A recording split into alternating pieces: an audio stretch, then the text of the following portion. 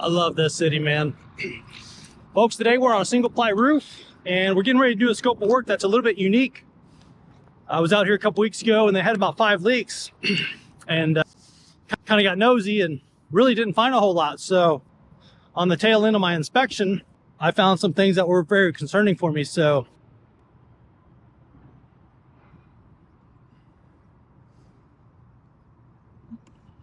as you can see, we're on a pretty nice white roof. Most of you that may know what this is are probably thinking this is TPO, but this is a PVC roof.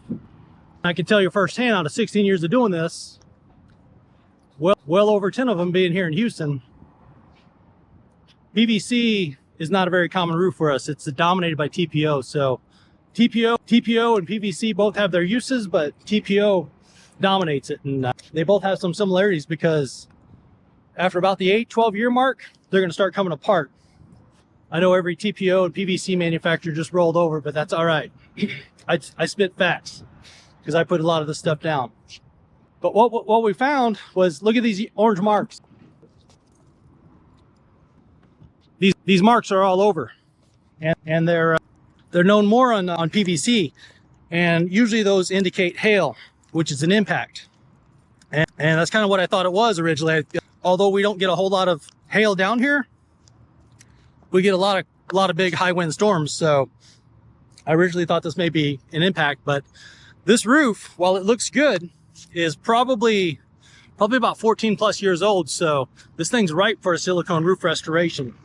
But because I didn't find anything on my initial inspection other than a lot of those punctures,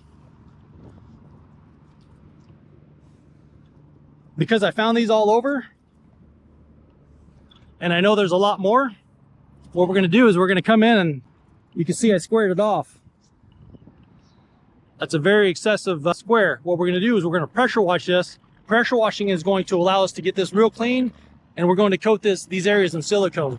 While they're doing that, the foreman's going to get nosy and really start kind of picking out here and trying to find out what he can, because as good looking as this roof is, I'm going to tread very, very, very carefully on it because of all these impacts. I told the property manager that we could probably get a lot of this, but don't be surprised if we've got a few more to chase down, because there's no way for me to 100% get all those unless we coat this roof. And that's where I was trying to get without being greedy, because I know everybody's got a budget. And you know, for what that's worth, I've got a really good relationship with this property manager. They've got a lot of big industrial stuff, and they know I'm a little run of a company, and they really value what I say whenever I walk on their roof. So I really appreciate the relationship that I've got with them. I'm kind of walking around here, guys. I was here last week and I know there's a freaking bullet hole somewhere.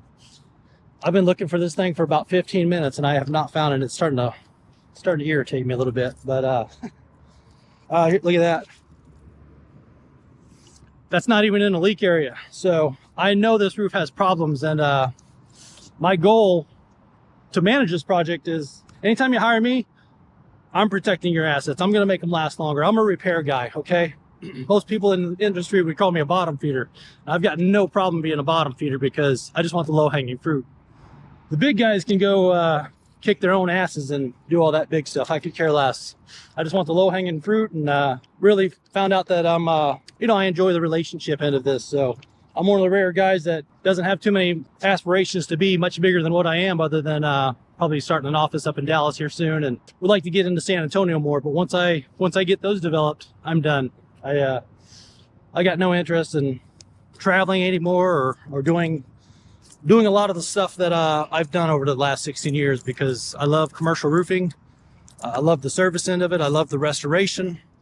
I'm probably falling a little bit more into the waterproofing category now, but really still enjoy what I do.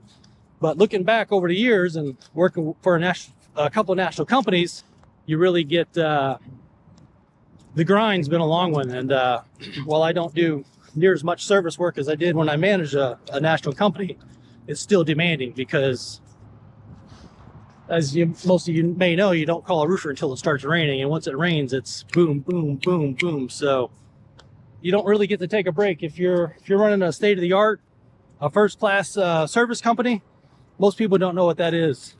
And I run mine just like 2 national companies, and it's worked out pretty well for me. And I found out that I have a lot more control, and it's been beneficial for me for personally and business. So like I said, while this roof looks really good, I'm definitely concerned about some of the impacts, and definitely concerned about not being able to get all of those little spirals. So the best way to do that would be to do a full silicone roof restoration. They're unfortunately not quite ready for that, so it's going to come down to how this repair does and how it holds up, and hopefully we can get it. So with that said, guys, I'll show you some befores and afters after this, and we'll get this posted, and I hope you guys have a great day. Remember, if you're going to fail, fail forward. Later, guys.